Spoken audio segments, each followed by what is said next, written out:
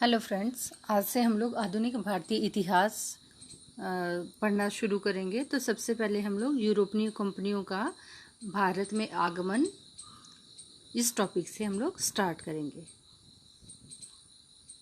Vasco D gamma जो है कालीकट पर पहुंचे थे कब? 1498 ईस्वी में। पुर्तगाल उपनिवेश का प्रथम वायसराय भारत में था Francisco de Almeida. Vasco D gamma का कालीकट में स्वागत किया गया था, ज़रोमिन ने किया था। अब हम लोग समुद्री यात्री और देश के बारे में पढ़ेंगे। तो वास्को डी गामा जो है कौन से देश से संबंधित रखता था? पुर्तगाल से। क्रिस्टोफर कोलंबस स्पेन के निवासी थे। कैप्टन कुक ग्रेट ब्रिटेन और तस्मान जो है हॉलैंड से संबंधित थे। भारत में पुर्तगाली शक्ति का विस्तार का वास्तविक संस्थापक था अल्बुकर्क। पुर्तगालियों ने भारत में प्रथम दुर्ग का निर्माण किया था कोचीन में। मध्यकाल में सर्वप्रथम भारत से व्यापार संबंध स्थापित करने वाले थे पुर्तगाली। अब भारत में प्रथमतः समुद्री व्यापारी केंद्र स्थापित किया था पुर्तगालियों ने।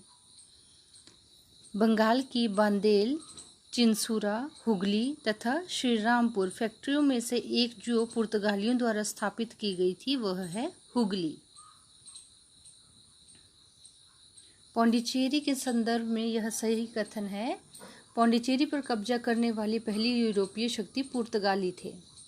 हुगली को बंगाल की खाड़ी में समुद्री लूटपाट के लिए अड्डा बनाया गया था पुर्तगालियों ने।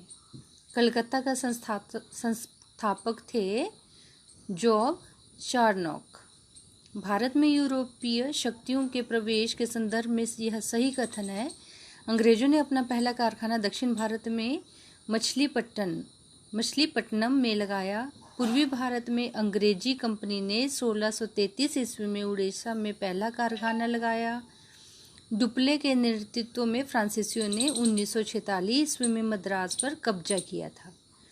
और भारत के साथ व्यापार के लिए सर्वप्रथम संयुक्त पूंजी कंपनी आरंभ करने वाले लोग कौन थे? डच लोग थे।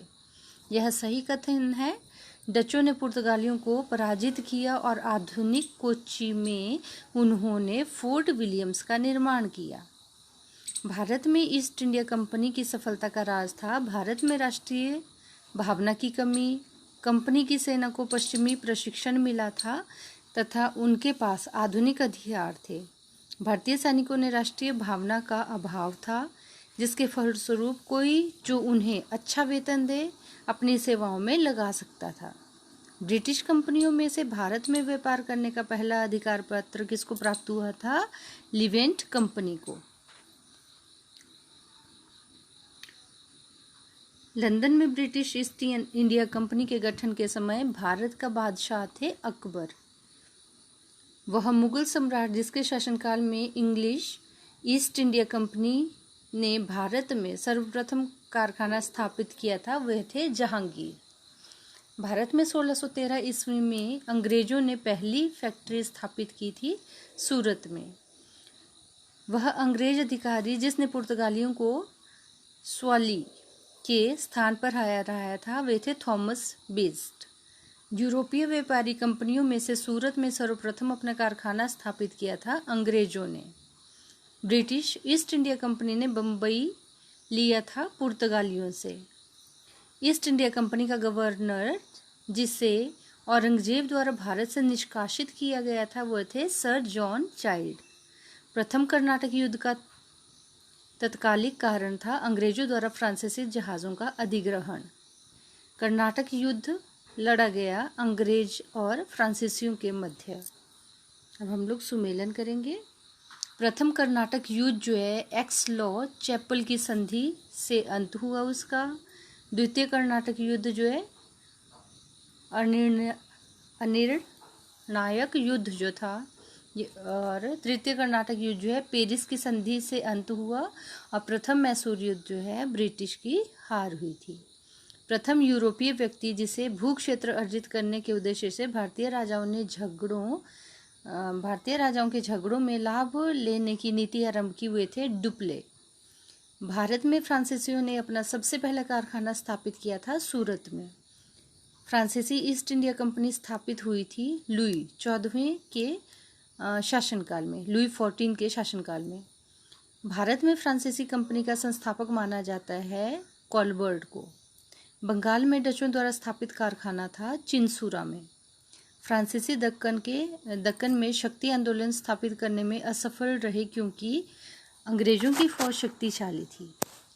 भारत में यूरोपीय शक्तियों के आगमन का क्रम पुर्तगाली, डच, अंग्रेज और फ्रांसीसी थे। अब हम लोग सुमेलन करेंगे। पौंडीचेरी जो है फ्रेंच, गोवा जो है पुर्तगाल, ट्रांकेबार जो है डेनिस या डेन, और सद्रास जो है डच। यूरोपियों में से स्वतंत्रता पूर्व भारत में व्यापारी के रूप में सबसे अंत में आए फ्रांसीसी। सबसे अंत में कौन आए थे? फ्रांसीसी।